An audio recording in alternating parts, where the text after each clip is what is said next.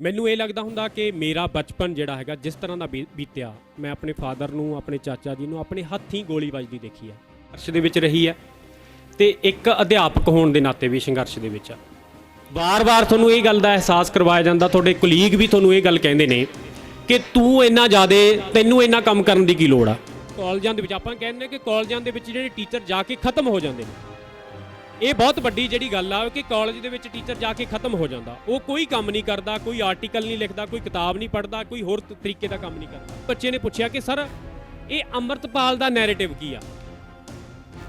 ਮੈਨੂੰ ਇੱਕ ਬੱਚੇ ਨੇ ਵਿਦਿਆਰਥੀ ਕੀਤਾ ਕਿ ਸਰ ਇਹ ਹੈ ਕੀ, ਸਾਰਾ ਨੈਰੇਟਿਵ ਕੀ ਆ। ਸਾਡੀ ਜਿਹੜੀ ਯੰਗ ਜਨਰੇਸ਼ਨ ਆ ਉਹ ਕਿਵੇਂ ਸੋਸ਼ਲ ਮੀਡੀਆ ਤੇ ਟਰੈਪ ਹੋ ਰਹੀ ਆ, ਉਸ ਟਰੈਪ ਦੇ ਵਿੱਚੋਂ ਬੱਚਿਆਂ ਨੂੰ ਅਸੀਂ ਕਿਵੇਂ ਕੱਢਣਾ, ਇਹ ਸਾਡਾ ਰੋਲ ਹੈ।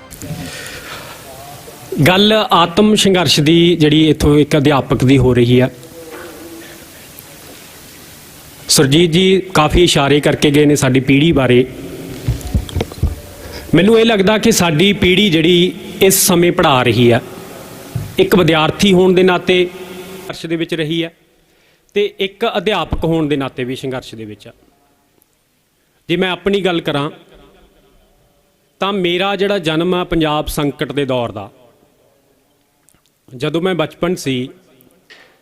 ਤਾਂ ਮੇਰੇ ਫਾਦਰ ਸਾਹਿਬ ਨੂੰ ਤੇ ਮੇਰੇ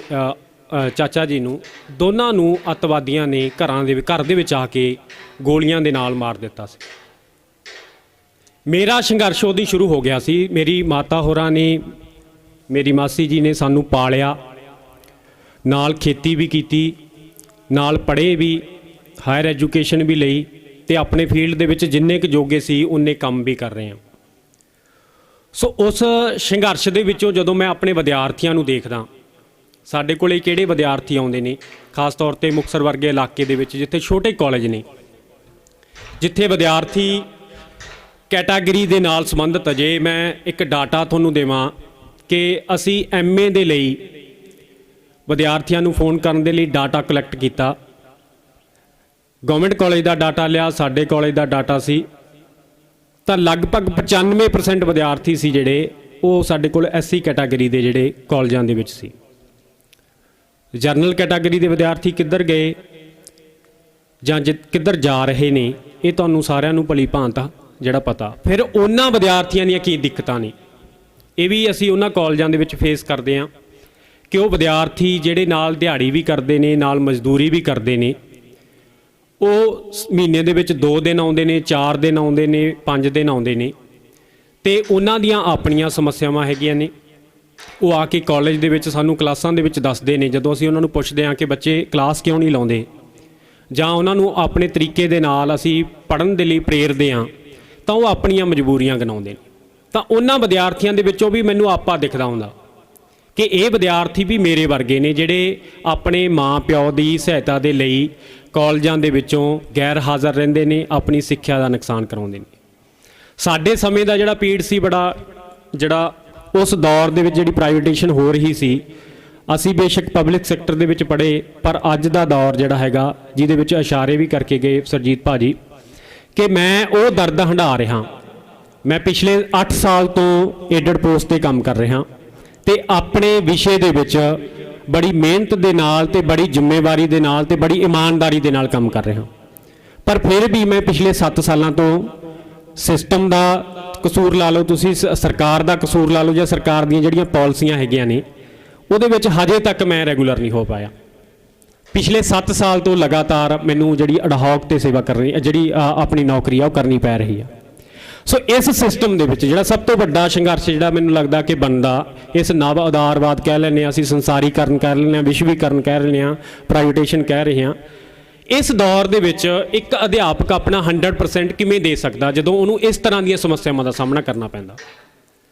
ਪਰ ਫਿਰ ਵੀ ਵਾਰ-ਵਾਰ ਤੁਹਾਨੂੰ ਇਹ ਗੱਲ ਦਾ ਅਹਿਸਾਸ ਕਰਵਾਇਆ ਜਾਂਦਾ, ਤੁਹਾਡੇ ਕੁਲੀਗ ਵੀ ਤੁਹਾਨੂੰ ਇਹ ਗੱਲ ਕਹਿੰਦੇ ਨੇ ਕਿ ਤੂੰ ਇੰਨਾ ਜ਼ਿਆਦਾ, ਤੈਨੂੰ ਇੰਨਾ ਕੰਮ ਕਰਨ ਦੀ ਕੀ ਲੋੜ ਆ, ਤੂੰ ਇੰਨਾ ਜ਼ਿਆਦਾ ਮਿਹਨਤ ਕਿਉਂ ਕਰ ਰਿਹਾ, ਤੈਨੂੰ ਕੀ ਲੋੜ ਆ ਕਿਸੇ ਕੰਮ ਕਰਨ ਦੀ। ਇਸ ਤਰ੍ਹਾਂ ਦੇ ਸਵਾਲਾਂ ਦੇ ਵਿੱਚ ਜਦੋਂ ਤੁਸੀਂ ਇਕੱਲੇ ਜੂਝਦੇ ਹੋ, ਤੁਸੀਂ ਇਕੱਲੇ ਆਪਣੇ ਕੰਮ ਪ੍ਰਤੀ ਸਮਰਪਿਤ ਹੋ ਕੇ ਆਪਣੀਆਂ ਜ਼ਿੰਮੇਵਾਰੀਆਂ ਨੂੰ ਅਦਾ ਕਰਦੇ ਹੋ, ਤਾਂ ਤੁਹਾਨੂੰ ਕਈ ਤਰ੍ਹਾਂ ਦੇ ਸਵਾਲਾਂ ਦੇ ਵੀ ਫੇਸ ਕਰਨੇ ਪੈਂਦੇ ਨੇ, ਕਈ ਤਰ੍ਹਾਂ ਦੇ ਸਿਸਟਮ ਦੇ ਨਾਲ ਵੀ ਲੜਨਾ ਪੈਂਦਾ। ਜਿਹੜੀਆਂ ਚੀਜ਼ਾਂ ਤੁਸੀਂ ਚਾਹੁੰਦੇ ਹੁੰਦੇ ਹੋ ਕਿ ਮੈਂ ਇਹ ਵਿਦਿਆਰਥੀਆਂ ਨੂੰ ਕਰਾਂ, ਮੈਂ ਬੜੀਆਂ ਕਾਲਜ ਦੇ ਵਿੱਚ ਨਵੀਆਂ ਚੀਜ਼ਾਂ ਸੋਚ ਕੇ ਵਿਦਿਆਰਥੀਆਂ ਤੱਕ ਪਹੁੰਚਾਉਣ ਦੀ ਕੋਸ਼ਿਸ਼ ਕਰਦਾ, ਪਰ ਇੱਕ ਹਾਇਰਾਰਕੀ ਜਿਹੜੀ ਬਣੀ ਹੋਈ ਆ, ਉਸ ਹਾਇਰਾਰਕੀ ਦੇ ਵਿੱਚ ਤੁਸੀਂ ਕਿਵੇਂ ਜਿਹੜੀ ਹੈਗੀ ਆ ਇੱਕ ਬੰਦਾ ਲੜ ਕੇ ਉਹਦੇ ਨਾਲ ਕਰ ਸਕਦਾ। ਮੈਂ ਲੈਕਚਰ ਸੀਰੀਜ਼ ਕੀਤੀ ਜਿਹੜੀ ਇੱਥੇ ਵਾਰ-ਵਾਰ ਜ਼ਿਕਰ ਹੋਇਆ, ਉਹ ਲੈਕਚਰ ਸੀਰੀਜ਼ ਦੇ ਵਿੱਚ ਮੈਂ ਆਪਣੇ ਪੱਲਿਓਂ ਸਾਰਾ ਜਿਹੜਾ ਖਰਚਾ ਜਿਹੜਾ ਕਾਲਜ ਦੇ ਵੱਲੋਂ ਲੈਕਚਰ ਸੀਰੀਜ਼ ਕੀਤੀ, ਉਹ ਮੇਰਾ ਟੇਸਟ ਹੀ ਮੈਨੂੰ ਇਹ ਸੀ ਕਿ ਕਿਸੇ ਨਾ ਕਿਸੇ ਪੱਧਰ ਤੇ ਵਿਦਿਆਰਥੀਆਂ ਨੂੰ ਜਿਹੜੇ ਖਾਸ ਤੌਰ ਤੇ ਕਰੋਨਾ ਦੇ ਦੌਰਾਨ ਘਰਾਂ ਦੇ ਵਿੱਚ ਬੈਠੇ ਸੀ, ਉਹਨਾਂ ਨੂੰ ਕਿਸੇ ਨਾ ਕਿਸੇ ਪੱਧਰ ਤੇ ਜਿਹੜੇ ਦੁਨੀਆ ਦੇ ਜਿਹੜੇ ਵੱਡੇ ਸਕਾਲਰ ਨੇ ਉਹਨਾਂ ਦੇ ਨਾਲ ਉਹਨਾਂ ਦੀ ਇੰਟਰੈਕਸ਼ਨ ਕਰਵਾਈ ਜਾਵੇ। ਮੈਂ ਉਹ ਸ਼ੁਰੂ ਕੀਤਾ ਤਾਂ ਇੱਕ ਕੜੀ ਦਰ ਕੜੀ ਜਿਹੜਾ ਬਣਦਾ ਗਿਆ। ਸਾਡੇ ਸਾਡੇ ਸਕਾਲਰ ਸੀ ਉਹਨਾਂ ਨੇ ਵੀ ਸਹਿਯੋਗ ਦਿੱਤਾ, ਪਰ ਉਸ ਦੇ ਦੌਰਾਨ ਮੈਂ ਇਸ ਗੱਲ ਨੂੰ ਫੇਸ ਕੀਤਾ ਕਿ ਮੈਨੂੰ ਕਾਲਜ ਵੱਲੋਂ ਜਾਂ ਮੇਰੇ ਅਧਿਆਪਕ ਸਾਥੀਆਂ ਵੱਲੋਂ ਬਿਲਕੁਲ ਵੀ ਉਸ ਤਰ੍ਹਾਂ ਦੀ ਜਿਹੜੀ ਸਹਾਇਤਾ ਜਿਹੜੀ ਬਿਲਕੁਲ ਨਹੀਂ ਮਿਲੀ। ਹੁਣ ਮੈਂ ਇਹ ਗੱਲ ਕਿਉਂ ਕਰ ਰਿਹਾ, ਇਹ ਸਾਰੀਆਂ ਗੱਲਾਂ ਤੁਸੀਂ ਆਪ ਵੀ ਕਾਲਜ ਦੇ ਪੱਧਰ ਤੇ ਫੇਸ ਕਰਦੇ ਹੋਵੋਗੇ। ਜਿਹੜਾ ਬੰਦਾ ਕੰਮ ਕਰਨ ਵਾਲਾ ਉਹ ਵੀ ਇਸ ਪੱਧਰ ਤੇ ਫੇਸ, ਮੈਂ ਲੱਗਦਾ ਕਿ ਜਿਹੜੀ ਟੀਚਿੰਗ ਫੈਸਿਲਿਟੀ ਹੈ ਉਹਦੇ ਅੰਦਰ ਇੰਨੀ ਹਉਮੈ ਤੇ ਇੰਨੀ ਨਫ਼ਰਤ ਦੀ ਭਾਵਨਾ, ਜੇ ਮੈਂ ਗੱਲ ਕਰਾਂ ਜਿਹੜੀਆਂ ਗੱਲਾਂ ਮੈਂ ਫੇਸ ਕੀਤੀਆਂ, ਕਿ ਜੇ ਕੋਈ ਇਕੱਲਾ ਬੰਦਾ ਅੱਗੇ ਹੋ ਕੇ ਕੰਮ ਵੀ ਕਰਨਾ ਚਾਹੁੰਦਾ ਤਾਂ ਉਹਦੀਆਂ ਵੀ ਉਸ ਤਰ੍ਹਾਂ ਤਰੀਕੇ ਦੇ ਨਾਲ ਉਹਦੀ ਜਿਹੜੀ ਹੈਲਪ ਆ ਜਾਂ ਉਸ ਤਰੀਕੇ ਦੇ ਨਾਲ ਉਹਨੂੰ ਅੱਗੇ ਵਧਣ ਦੇ ਲਈ ਜਿਹੜੀ ਪ੍ਰੇਰਨਾ ਕਰਨੀ ਆ, ਉਹ ਕਿਤੇ ਵੀ ਨਹੀਂ ਮਿਲਦੀ। ਇੱਕ ਪ੍ਰੋਫੈਸ਼ਨਲਿਜ਼ਮ ਦੇ ਵਿੱਚ, ਇੱਕ ਪ੍ਰੋਫੈਸ਼ਨ ਦੇ ਵਿੱਚ ਤੁਹਾਡੀਆਂ, ਜੇ ਮੈਂ ਪੰਜਾਬੀ ਦੇ ਵਿੱਚ ਕਹਾਂ ਤਾਂ ਤੁਹਾਡੀਆਂ ਲੱਤਾਂ ਵੀ ਖਿੱਚੀਆਂ ਜਾਂਦੀਆਂ ਨੇ, ਤੁਹਾਨੂੰ ਜਿਹੜਾ ਹੈਗਾ ਡੀਮੋਟੀਵੇਟ ਵੀ ਕੀਤਾ ਜਾਂਦਾ, ਤੁਹਾਨੂੰ ਹੋਰ ਤਰ੍ਹਾਂ ਦੀਆਂ ਸਮੱਸਿਆਵਾਂ ਵੀ ਕਾਲਜ ਪੱਧਰ ਤੇ ਜਿਹੜੀਆਂ ਸਾਹਮਣਾ ਕਰਨਾ ਪੈਂਦਾ। ਸੋ ਇਸ ਤਰ੍ਹਾਂ ਦਾ ਸਾਡਾ ਮਾਹੌਲ ਆ। ਤੁਸੀਂ ਉਮਰ ਦੇ ਕਿੰਨੇ ਕੁ ਪੜਾਅ ਤੱਕ ਉਹਦੇ ਵਿੱਚ ਲੜੋਗੇ ਤੇ ਉਸ ਫੀਲਡ ਦੇ ਵਿੱਚ ਕੰਮ ਕਰੋਗੇ, ਇਹ ਜਿਹੜੀਆਂ ਹੈਗੀਆਂ ਸਮੱਸਿਆਵਾਂ ਸਾਨੂੰ ਉੱਥੇ ਫੇਸ ਕਰਨੀਆਂ ਪੈ ਰਹੀਆਂ। ਤੇ ਬੱਚਿਆਂ ਦੇ ਪੱਧਰ ਤੇ ਜੇ ਮੈਂ ਗੱਲ ਕਰਾਂ ਤਾਂ ਇਸ ਲੈਕਚਰ ਸੀਰੀਜ਼ ਦੇ ਦੌਰਾਨ ਜਾਂ ਕਲਾਸ ਦੇ ਵਿੱਚ ਬੱਚੇ ਜਿਹੜੇ ਮੇਰੇ ਨਾਲ ਜੁੜਦੇ ਸੀ ਜਾਂ ਉਸ ਲੈਕਚਰ ਨੂੰ ਸੁਣਦੇ ਸੀ, ਮੇਰਾ ਇੱਕ ਵਿਦਿਆਰਥੀ ਅੰਕਿਤ ਆ ਜਿਹਨੇ ਸਮਕਾਲ ਦਾ ਲਿਟਰੇਚਰ ਵੀ ਪੜ੍ਹਦਾ, ਮੇਰੇ ਨਾਲ ਆ ਕੇ ਡਿਸਕਸ਼ਨ ਵੀ ਕਰਦਾ ਕਮਰੇ ਦੇ ਵਿੱਚ, ਜਿਹੜੀ ਕਿਤਾਬ ਪੜ੍ਹਦਾ ਉਹਦੇ ਬਾਰੇ ਗੱਲਬਾਤ ਕਰਦਾ। ਮੈਂ ਆਪਣੀ ਕਲਾਸ ਦੇ ਵਿੱਚ ਜਦੋਂ ਬੱਚੇ ਨੂੰ ਜਿਹੜੀ ਆਪਣੀ ਸਿਲੇਬਸ ਦੇ ਵਿੱਚ ਅਸਾਈਨਮੈਂਟ ਹੁੰਦੀ ਆ, ਉਹ ਮੈਂ ਹਰ ਇੱਕ ਬੱਚੇ ਨੂੰ ਇਹ ਕਹਿਣਾ ਕਿ ਤੁਸੀਂ ਇੱਕ ਕਿਤਾਬ ਪੜ੍ਹ ਕੇ ਉਹਦਾ 1.5 ਜਾਂ 2 ਜਾਂ 2.5 ਪੇਜਾਂ ਦਾ ਰਿਵਿਊ ਕਰਕੇ ਮੈਨੂੰ ਦੇਣਾ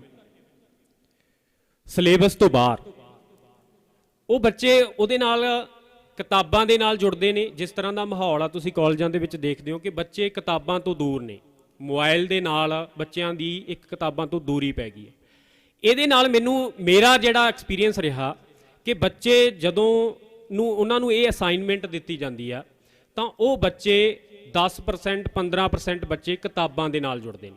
ਮੇਰਾ ਐਕਸਪੀਰੀਅੰਸ ਰਿਹਾ ਕਿ ਉਹਨਾਂ ਦੇ ਵਿੱਚੋਂ ਮੇਰੇ ਕਈ ਵਿਦਿਆਰਥੀ ਨੇ ਜਿਹੜੇ ਨੌਕਰੀਆਂ ਤੇ ਵੀ ਲੱਗੇ ਬਾਅਦ ਦੇ ਵਿੱਚ, ਤੇ ਉਹਨਾਂ ਦਾ ਹਜੇ ਤੱਕ ਕਿਤਾਬਾਂ ਦੇ ਨਾਲ ਉਸੇ ਤਰ੍ਹਾਂ ਦੀ ਮੁਹੱਬਤ ਆ। ਮੇਰਾ ਇਹ ਕਿ ਜਿਹੜੀ ਕਿਤਾਬ ਮੈਂ ਪੜ੍ਹਦਾ ਉਸ ਕਿਤਾਬ ਨੂੰ ਮੈਂ ਸੋਸ਼ਲ ਮੀਡੀਆ ਤੇ ਉੱਤੇ ਜਾਂ WhatsApp ਦੇ ਸਟੇਟਸ ਦੇ ਉੱਤੇ ਸ਼ੇਅਰ ਕਰਦਾ, ਉਹ ਵਿਦਿਆਰਥੀ ਮੈਨੂੰ ਫੋਨ ਕਰਦੇ ਨੇ ਕਿ ਸਰ ਇਹ ਕਿਤਾਬ ਤੁਸੀਂ ਪੜ੍ਹੀ, ਕਿਸ ਤਰ੍ਹਾਂ ਦੀ ਸੀ, ਅਸੀਂ ਵੀ ਪੜ੍ਹਨਾ ਚਾਹੁੰਦੇ ਹਾਂ। ਸੋ ਇਸ ਤਰ੍ਹਾਂ ਕਰਕੇ ਮੈਂ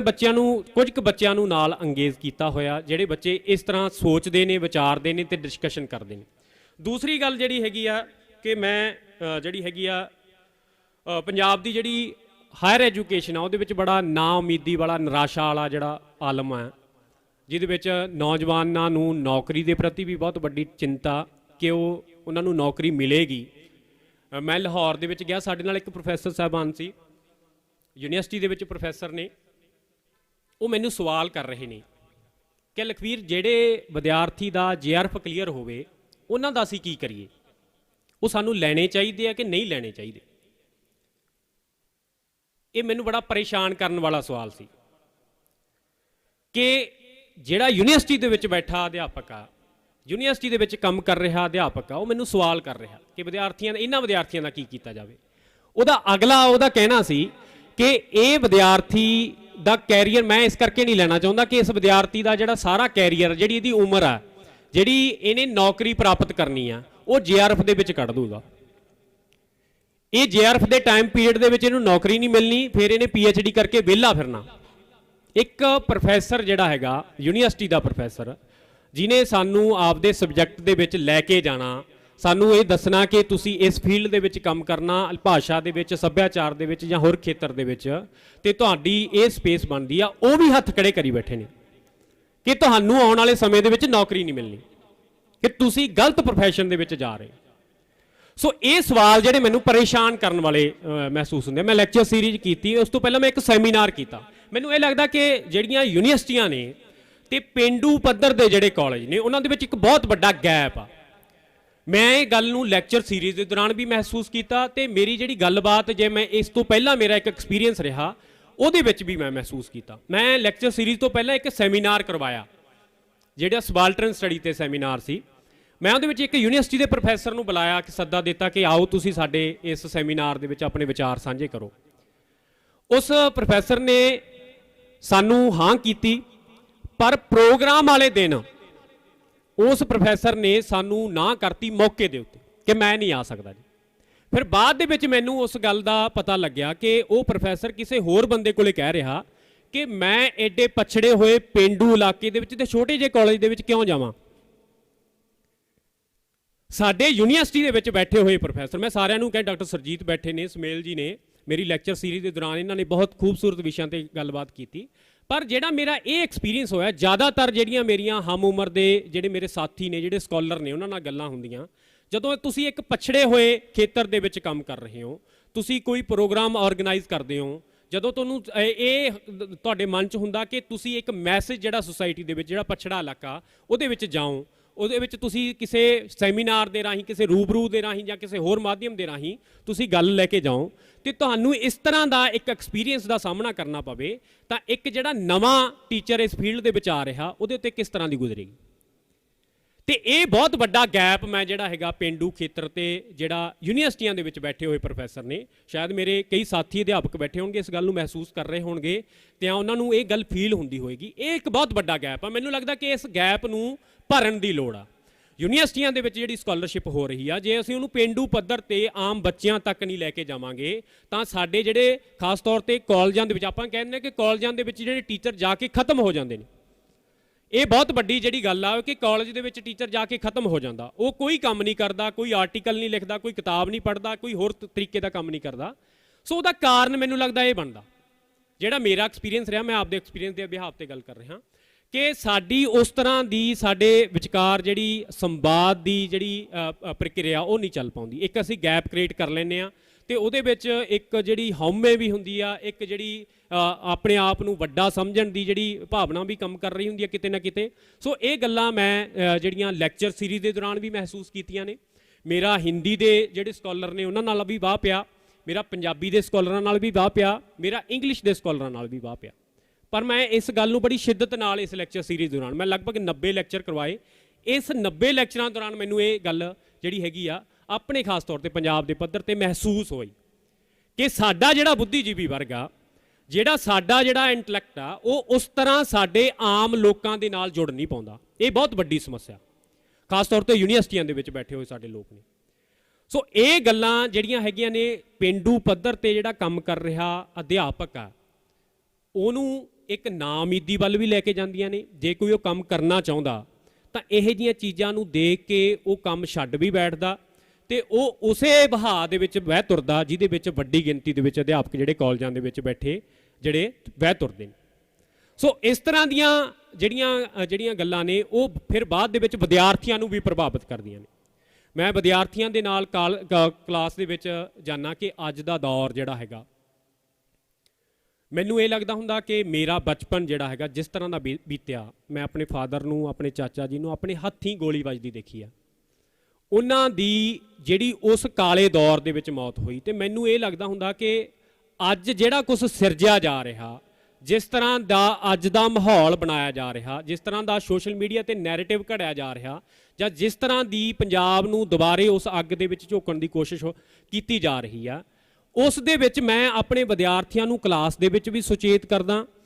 ਜਿਹੜੀ ਸਾਡੀ ਮੱਧਕਾਲੀ ਕਵਿਤਾ, ਜਿਹੜੀ ਸਾਡੀ ਟ੍ਰੈਡੀਸ਼ਨ ਆ, ਜਿਹਦੀ ਪੰਜਾਬ ਦਾ, ਜਿਹਨੂੰ ਅਸੀਂ ਬੇਸ ਕਹਿੰਦੇ ਆ, ਪ੍ਰੋਫੈਸਰ ਪੂਰਨ ਸਿੰਘ ਕਹਿੰਦਾ ਕਿ ਪੰਜਾਬ ਨਾ ਹਿੰਦੂ ਨਾ ਮੁਸਲਮਾਨ, ਪੰਜਾਬ ਜਿੰਦਾ ਗੁਰਾਂ ਦੇ ਨਾਂ ਤੇ। ਇਸ ਟ੍ਰੈਡੀਸ਼ਨ ਨੂੰ ਬੱਚਿਆਂ ਦੇ ਵਿਚਕਾਰ ਲੈ, ਕਿਉਂਕਿ ਬੱਚੇ ਜਿਹੜੇ ਹੈਗੇ ਨੇ ਉਹ ਕਲਾਸਰੂਮ ਦੇ ਵਿੱਚ ਤੁਹਾਡੇ ਨਾਲ ਕਿਸ ਤਰ੍ਹਾਂ ਇੰਟਰੈਕਟ ਕਰਦੇ ਨੇ ਕਿ ਜ਼ਿਆਦਾਤਰ ਬੱਚੇ ਜਿਹੜੇ ਹੈਗੇ ਨੇ ਮੋਬਾਈਲ। ਮੈਨੂੰ ਬੱਚੇ ਨੇ ਪੁੱਛਿਆ ਕਿ ਸਰ ਇਹ ਅੰਮ੍ਰਿਤਪਾਲ ਦਾ ਨੈਰੇਟਿਵ ਕੀ ਆ। ਮੈਨੂੰ ਇੱਕ ਬੱਚੇ ਨੇ ਵਿਦਿਆਰਥੀ ਕੀਤਾ ਕਿ ਸਰ ਇਹ ਹੈ ਕੀ, ਸਾਰਾ ਨੈਰੇਟਿਵ ਕੀ ਆ। ਮੈਂ ਉੱਥੇ ਹੁਣ ਸਾਰੀ ਸਪਸ਼ਟ ਗੱਲ ਕਰਦਾ ਕਿ ਇਹ ਸਾਰਾ ਕੁਝ ਕੀ ਆ। ਮੈਂ ਬੱਚੇ ਨੂੰ ਉਸ ਨੂੰ ਕਿਉਂਕਿ ਮੇਰਾ ਖੁਦ ਦਾ ਐਕਸਪੀਰੀਅੰਸ ਆ, ਮੈਂ ਇਸ ਕਾਲੇ ਦੌਰ ਨੂੰ ਝੱਲਿਆ ਹੋਇਆ। ਪੰਜਾਬ ਦਾ ਜਿਹੜਾ ਉਜਾੜਾ ਹੋਇਆ, ਵੱਡੀ ਗਿਣਤੀ ਦੇ ਵਿੱਚ ਅਸੀਂ ਅਨਾਥ ਹੋਏ, ਮੈਂ ਅਨਾਥ ਹੋਇਆ। ਮੈਂ ਉਸ ਅਨਾਥ ਪੁਣੇ ਦੇ ਵਿੱਚੋਂ ਆਪਣੇ ਆਪ ਨੂੰ ਤਾਂ ਲੈ ਕੇ ਗਿਆ, ਪੜ੍ਹਿਆ ਲਿਖਿਆ ਜਾਂ ਜਿਸ ਪੋਜੀਸ਼ਨ ਦੇ ਵਿੱਚ ਪਹੁੰਚਿਆ, ਉਸ ਦੇ ਵਿੱਚ ਸਾਡੀ ਜਿਹੜੀ ਯੰਗ ਜਨਰੇਸ਼ਨ ਆ ਉਹ ਕਿਵੇਂ ਸੋਸ਼ਲ ਮੀਡੀਆ ਤੇ ਟਰੈਪ ਹੋ ਰਹੀ ਆ, ਉਸ ਟਰੈਪ ਦੇ ਵਿੱਚੋਂ ਬੱਚਿਆਂ ਨੂੰ ਅਸੀਂ ਕਿਵੇਂ ਕੱਢਣਾ, ਇਹ ਸਾਡਾ ਰੋਲ। ਜੇ ਅਸੀਂ ਉਸ ਗੱਲਾਂ ਨੂੰ ਸਮਝਾਂਗੇ, ਉਸ ਗੱਲਾਂ ਨੂੰ ਵਿਚਾਰਾਂਗੇ, ਕਲਾਸਰੂਮ ਦੇ ਵਿੱਚ ਲੈ ਕੇ ਜਾਵਾਂਗੇ, ਸਾਡੇ ਕੋਲੇ ਐਡੀ ਵੱਡੀ ਸਾਡੀ ਪਰੰਪਰਾ ਪਈ ਆ, ਉਸ ਪਰੰਪਰਾ ਨੂੰ ਜੇ ਅਸੀਂ ਕਲਾਸ ਦੇ ਵਿੱਚ ਡਿਸਕਸ ਨਾ ਕਰਾਂਗੇ। ਮੈਂ ਇਹ ਦੇਖਿਆ ਕਿ ਮੱਧਕਾਲੀ ਲਿਟਰੇਚਰ ਨੂੰ, ਇੱਥੇ ਵਾਰਿਸ ਸ਼ਾਹ ਦੇ ਆਪਾਂ ਮਨਾ ਰਹੇ ਹਾਂ, ਮੱਧਕਾਲੀ ਲਿਟਰੇਚਰ ਜਿਹੜਾ ਖਾਸ ਤੌਰ ਤੇ ਮੇਰਾ ਇਹ ਐਕਸਪੀਰੀਅੰਸ ਰਿਹਾ ਕਿ ਪੰਜਾਬ ਦੇ ਕਾਲਜਾਂ ਦੇ ਵਿੱਚ ਮੱਧਕਾਲੀ ਲਿਟਰੇਚਰ ਜਿਸ ਤਰ੍ਹਾਂ ਦਾ ਤਰੀਕੇ ਨਾਲ ਪੜ੍ਹਾਇਆ ਜਾ ਰਿਹਾ ਕਿ ਆਤਮਾ ਪਰਮਾਤਮਾ ਦੇ ਨਾਲ ਜੋੜ ਕੇ ਮੱਧਕਾਲੀ ਲਿਟਰੇਚਰ ਨੂੰ ਮੁਕਾ ਦਿੱਤਾ ਜਾਂਦਾ।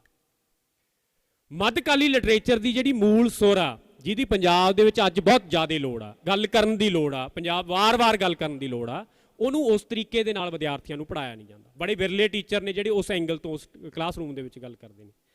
ਸੋ ਇਸ ਤਰ੍ਹਾਂ ਦਾ ਜਿਹੜਾ ਸੰਘਰਸ਼ ਹੈਗਾ ਮੈਂ ਆਪਣੇ ਕਾਲਜ ਦੇ ਵਿੱਚ ਜਿਹੜਾ ਮਹਿਸੂਸ ਕਰ ਰਿਹਾ। ਹੋਰ ਇੱਕ ਤਰ੍ਹਾਂ ਦਾ ਮੈਂ ਜਿਹੜਾ ਐਕਸਪੈਰੀਮੈਂਟ ਕਰਦਾ ਕਿ ਜੈਂਡਰ ਦੇ ਤੇ ਕਾਸਟ ਦੇ ਇਸ਼ੂ ਬਹੁਤ ਨੇ ਪੰਜਾਬ ਦੇ ਵਿੱਚ, ਖਾਸ ਤੌਰ ਤੇ ਜੈਂਡਰ ਦੇ ਮਸਲੇ ਜਿਹੜੇ ਹੈਗੇ ਨੇ, ਮੈਂ ਉਸ ਨੂੰ ਉਸ ਤਰ੍ਹਾਂ ਐਡਰੈਸ ਕਰਨ ਦੀ ਕੋਸ਼ਿਸ਼ ਕਰਦਾ ਕਿ ਜਦੋਂ ਅਸੀਂ ਇਕਾਂਗੀ ਪੜ੍ਹਾਉਣੇ ਆ ਜਾਂ ਨਾਟਕ ਪੜ੍ਹਾਉਣੇ ਆ, ਮੈਂ ਜਿਹੜੇ ਫੀਮੇਲ ਕਰੈਕਟਰ ਆ ਉਹ ਜਿਹੜੇ ਸਾਡੇ ਵਿਦਿਆਰਥੀ ਮੁੰਡੇ ਨੇ ਉਹਨਾਂ ਨੂੰ ਬਣਾਉਣਾ, ਤੇ ਜਿਹੜੇ ਮੇਲ ਕਰੈਕਟਰ ਆ ਉਹ ਕੁੜੀਆਂ ਨੂੰ ਬਣਾਉਣਾ। ਤੇ ਉਹਦੇ ਵਿੱਚ ਮੈਂ ਫੀਲ ਕਰਦਾ ਉਹ ਬੱਚੇ ਤੁਹਾਨੂੰ, ਕਿਉਂਕਿ ਉਹ ਉਸ ਸੁਸਾਇਟੀ ਦੇ ਵਿੱਚੋਂ ਆਉਂਦੇ ਨੇ ਜਿਹੜੀ ਮਰਦਾਵੀ ਸੁਸਾਇਟੀ ਆ ਸਾਡੀ, ਉਹਨਾਂ ਦਾ ਜਿਹੜਾ ਪਾਲਣ ਪੋਸ਼ਣ ਉਹ ਇਸ ਤਰੀਕੇ ਦੇ ਨਾਲ ਹੋਇਆ। ਫਿਰ ਜਦੋਂ ਉਹ ਉਸ ਡਾਇਲੌਗ ਨੂੰ ਪੜ੍ਹਦੇ ਨੇ ਤਾਂ ਉਹਨਾਂ ਦੇ ਅੰਦਰ ਇੱਕ ਝਿਜਕ ਵੀ ਹੁੰਦੀ ਆ, ਫਿਰ ਬਾਹਰ ਜਾ ਕੇ ਉਹ ਇੱਕ ਦੂਜੇ ਨੂੰ ਮਖੌਲ ਵੀ ਕਰਦੇ ਨੇ, ਪਰ ਉਹਨਾਂ ਅੰਦਰ ਕਿਤੇ ਨਾ ਕਿਤੇ ਜਿਹੜੀ ਹੈਗੀ ਆ ਇਸ ਜੈਂਡਰ ਦੇ ਪ੍ਰਤੀ ਜਿਹੜੀਆਂ ਪਈਆਂ ਹੋਈਆਂ ਜਿਹੜੀਆਂ ਗੱਲਾਂ ਨੇ ਕਿ ਔਰਤ ਮਰਦ ਦੀ, ਉਹ ਕਿਤੇ ਨਾ ਕਿਤੇ ਮੈਨੂੰ ਲੱਗਦਾ ਕਿ ਖਤਮ ਵੀ ਹੋ ਰਹੀ ਹੁੰਦੀ ਹੈ, ਉਹ ਉਹਨੂੰ ਸਵੀਕਾਰ ਵੀ ਕਰ ਰਹੇ ਹੁੰਦੇ ਨੇ। ਸੋ ਇਸ ਤਰ੍ਹਾਂ ਦੇ ਐਕਸਪੈਰੀਮੈਂਟ ਮੈਨੂੰ ਲੱਗਦਾ ਕਿ ਕਾਲਜਾਂ ਦੇ ਵਿੱਚ ਸਾਨੂੰ ਕਰਨੇ ਚਾਹੀਦੇ ਨੇ,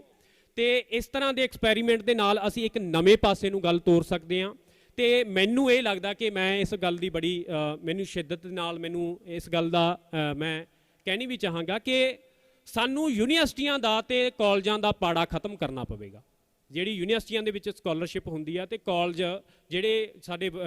ਟੀਚਰ ਨੇ ਜਿਹੜੇ ਇੱਕ ਜਾ ਕੇ ਜਿਹਨੂੰ ਕਹਿੰਦੇ ਕਿ ਡੈੱਡ ਹੋ ਗਿਆ ਟੀਚਰ, ਉਹਨਾਂ ਨੂੰ ਦੁਬਾਰੇ ਜੇ ਅਸੀਂ ਉਸ ਤਰ੍ਹਾਂ ਰੀਚਾਰਜ ਕਰਕੇ ਇੱਕ ਨਵਾਂ ਸੰਵਾਦ ਜੇ ਅਸੀਂ ਲੈ ਕੇ ਜਾਵਾਂਗੇ ਤਾਂ ਉਹ ਇੱਕ ਵਧੀਆ ਪੰਜਾਬ ਲਈ ਵੀ ਹੋਵੇਗਾ, ਪੰਜਾਬ ਦੀ ਅਕਾਦਮਿਕਤਾ ਦੇ ਲਈ ਵੀ ਹੋਵੇਗਾ, ਤੇ ਪੰਜਾਬ ਦੇ ਵਿੱਚ ਇੱਕ ਨਵਾਂ ਡਾਇਲੌਗ ਤੁਰੇਗਾ। ਜਿਹੜੇ ਬੱਚੇ ਤੇ ਖਾਸ ਤੌਰ ਤੇ ਵਿਦਿਆਰਥੀ ਤੇ ਜਿਹੜੇ ਸਾਡੇ ਟੀਚਰ ਨੇ ਜਿਹੜੇ ਕਾਲਜਾਂ ਦੇ ਵਿੱਚ ਨੇ, ਉਹਨਾਂ ਦੇ ਵਿੱਚ ਇੱਕ ਨਵੀਂ ਗੱਲ ਵੀ ਜਾਏਗੀ। ਸੋ ਹੋਰ ਬਹੁਤ ਸਾਰੀਆਂ ਗੱਲਾਂ ਸੀ ਤੇ ਮੈਂ ਇੰਨੀਆਂ ਕੁ ਗੱਲਾਂ ਅੱਜ ਕਰਾਂਗਾ, ਫਿਰ ਕੋਈ ਗੱਲ ਆਈ ਤਾਂ ਆਪਾਂ ਉੱਤੇ ਗੱਲ ਤੋਰਾਂਗੇ। ਬਹੁਤ ਬਹੁਤ ਸ਼ੁਕਰੀਆ।